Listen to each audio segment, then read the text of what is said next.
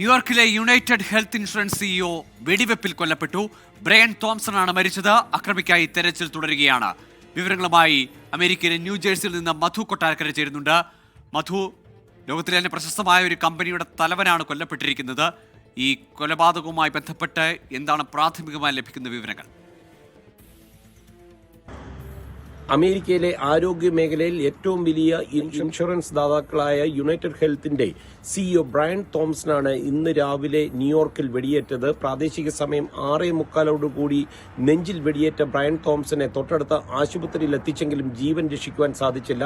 അക്രമി Brian Thomson വരുന്നത് കാത്തു നിൽക്കുകയായിരുന്നു. ബ്രയൻ ഇതുവഴിയാണ് വരുന്നതെന്നൊക്കെ അക്രമിക്ക് അറിയാമായിരുന്നു എന്നാണ് പോലീസിന്റെ പ്രാഥമിക നിഗമനം. പിന്നീട് ഈ രക്ഷപ്പെട്ട അക്രമിക്കായി പോലീസ് ഇപ്പോഴും തെരച്ചിൽ തുടരുകയാണ്. ഒരു സൈക്കിളിലാണ് അക്രമി രക്ഷപ്പെട്ടത്. ഇന്ന് വാർഷിക നിക്ഷേപ സമ്മേളനം നടക്കുകയായിരുന്നു യുണൈറ്റഡ് ഹെൽത്തിന്റെ ഹിൽട്ടൺ ഹോട്ടലിൽ. ഇതിൽ പങ്കെടുക്കുവാനായിട്ടും ഇതിന്റെ തയ്യാറെടുപ്പിനുമായിട്ടും യോഗം തുടങ്ങുന്നതിന് മുമ്പ് തന്നെ ബ്രയൻ തോംസൺ ഈ ഹോട്ടലിൽ എത്തുകയായിരുന്നു. ബ്രയൻ വരുന്നത് ഈ അക്രമിക്ക് അറിയാമായിരുന്നു എന്ന് കരുതേണ്ടിയിരിക്കുന്നു. അക്രമിക്കായിട്ട് ഇപ്പോഴും ന്യൂയോർക്കിൽ വ്യാപകമായ തെരച്ചിൽ നടന്നുകൊണ്ടിരിക്കുകയാണ്.